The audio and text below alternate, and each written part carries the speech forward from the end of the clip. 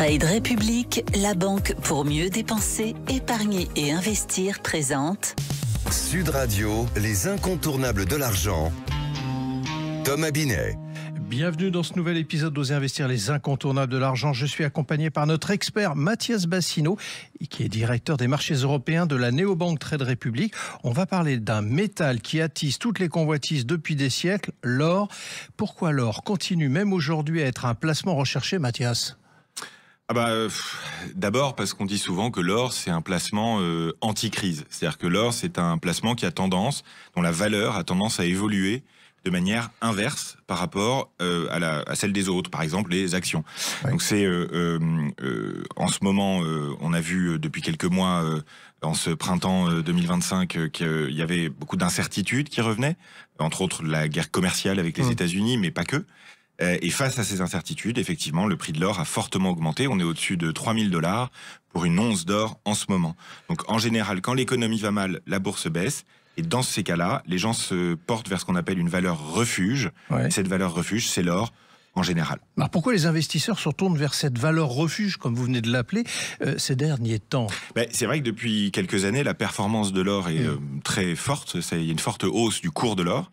Et c'est lié à l'enchaînement des crises, tout simplement. La crise Covid d'abord, la crise liée à la guerre en Ukraine ensuite, toutes les tensions géopolitiques au Proche-Orient, et aujourd'hui la guerre commerciale qui est inquiétante pour l'économie. Ça crée des incertitudes, et quand il y a des incertitudes sur l'économie mondiale, les investisseurs qui ont toujours de l'argent à investir malgré tout cherchent des endroits où l'investir. Et quand on ne sait plus où investir parce qu'on a peur que l'économie aille mal, on investit dans l'or. C'est entre autres ce que font beaucoup les banques centrales. Mais alors du coup, comment l'or s'intègre dans les stratégies financières ? Ça fait effectivement peut-être une bonne centaine d'années, je dirais, que l'or est intégré dans les portefeuilles modèles. C'est-à-dire quand on pense à celui, par exemple, de Ray Dalio, qui est un grand investisseur américain, qui s'appelle le portefeuille 4 saisons, parce qu'il est adapté tout le temps, il en met, lui, 7,5%. L'un de nos partenaires, qui fait le portefeuille Forteresse, lui, en met 10%. Il faut en avoir un petit peu de l'or dans un portefeuille en cas de crise, mais pas trop non plus. Je rappelle que l'or n'est pas un actif qui vous rapporte des dividendes, par exemple, ou des intérêts. Donc c'est un actif refuge pour les périodes de crise et à avoir en portefeuille, parce que on le voit plus que jamais en ce moment. Ce qui marche en bourse, c'est la diversification. Mais alors on voit bien qu'avec les prix de l'or, quand même, Mathias, il semble difficile d'en acheter. Alors comment peut-on en profiter malgré tout ? Alors l'or, il y a un premier facteur important à prendre en compte quand on veut en détenir, c'est la manière dont on va le détenir, cet or. Et il y a 3 manières d'en détenir. La première, c'est d'en acheter et de le garder avec soi. Donc ça peut être dans un coffre chez soi, ou dans un coffre dans une banque, ou de manière moins raisonnable, simplement dans un placard. Et là, il y a ce qu'on appelle le risque de détention.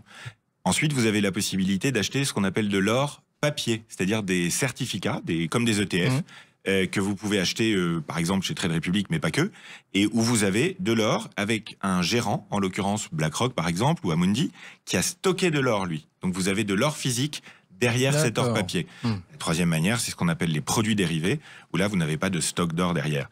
Donc c'est les 3 manières. Aujourd'hui, avec des ETF, l'équivalent des ETF sur l'or, vous avez la possibilité d'en détenir facilement, avec des prix unitaires très faibles, de quelques dizaines d'euros. Donc c'est aujourd'hui très accessible et très facile de diversifier son portefeuille avec un petit peu d'or. C'est une bonne pratique financière, indiscutablement. C'est très clair. Merci à vous, Mathias, pour cette analyse. On vous retrouve mardi prochain pour un autre numéro d'Oser investir, les incontournables de l'argent. Et pour ce qui me concerne, je vous retrouve dimanche matin, dès 9h30 sur Sud Radio. Sud Radio, les incontournables de l'argent. Thomas Binet. Avec Trade Republic, la banque pour mieux dépenser, épargner et investir.